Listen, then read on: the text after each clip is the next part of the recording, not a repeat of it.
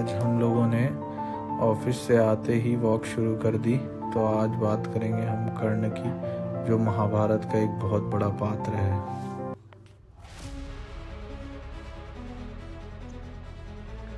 जब अर्जुन का बाण कर्ण के रथ से टकराता था तो वह रथ 10 कदम पीछे हटता था, लेकिन जब कर्ण का बाण अर्जुन के रथ पर पड़ता था तो वह 2 कदम पीछे चला जाता था।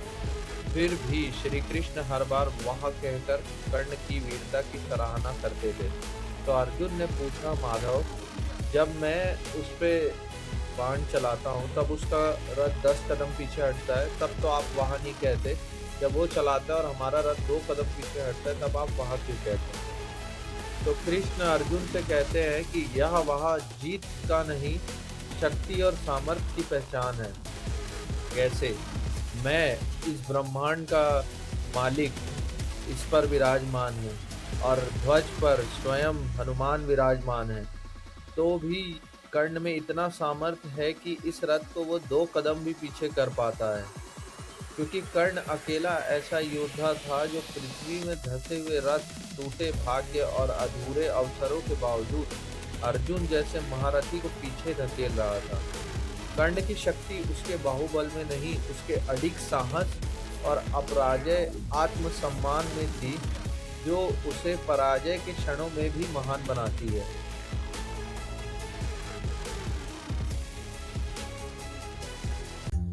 तो आइए आज के ब्लॉग को शुरू करते हैं। पार्ट 2, गीता ऑन द गो।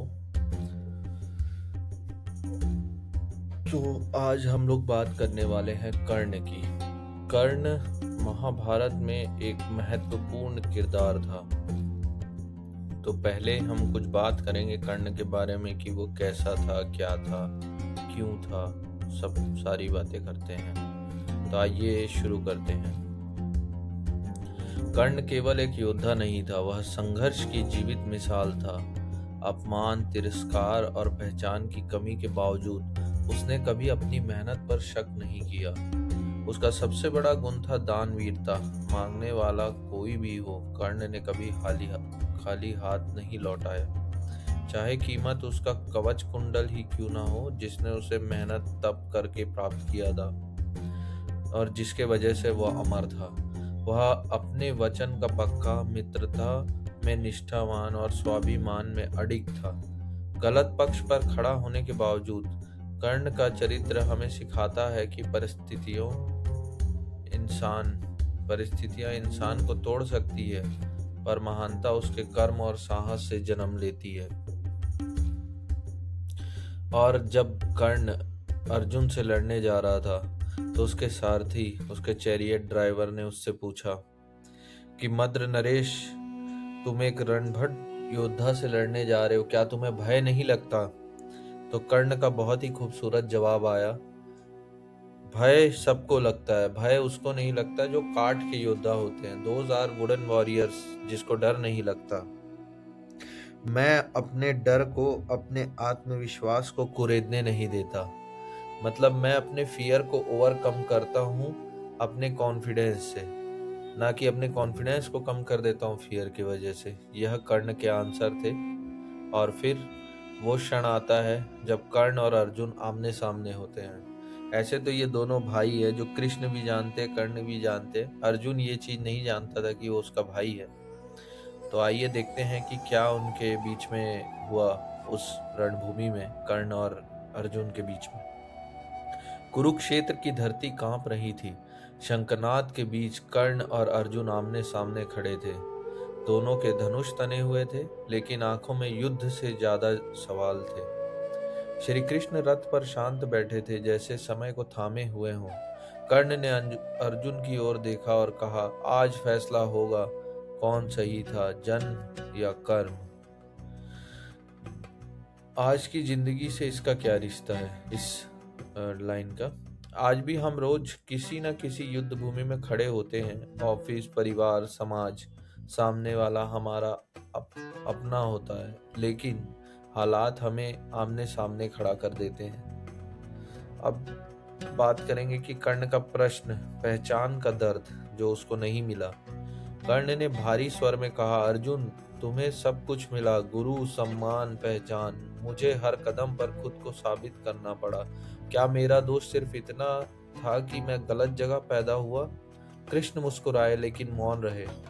अब आज की जिंदगी से इसका क्या लेना देना है? आज भी बहुत से लोग कर्ण हैं, टैलेंट है, मेहनत है, लेकिन पहचान नहीं।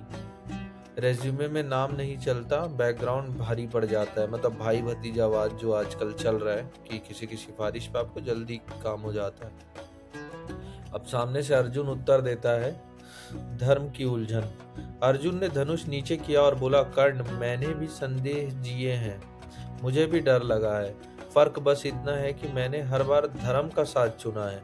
कृष्ण ने धीरे से कहा, धर्म आसान नहीं होता अर्जुन, लेकिन वही सही रास्ता होता है। अभी तक कृष्ण मौन थे, अब वो बोल पड़े। आज की जिंदगी से रिश्ता। आज हम भी जानते हैं क्या सही है, फिर भी शॉर्टकट चुन लेते हैं। अर्जुन हमें याद दिलाता है कि सही रास्ता कठिन जरूर है, पर आत्मा को शांत रखता है।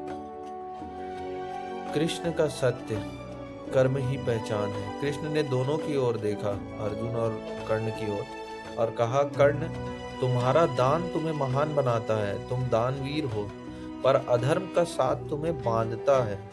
अर्जुन, तुम्हारी विजय तुम्हारे अहंकार में नहीं, तुम्हारी कर्तव्य में है। क्षण भर के लिए युद्ध थम सा गया जब कृष्ण ने ये कहा तो दोनों से।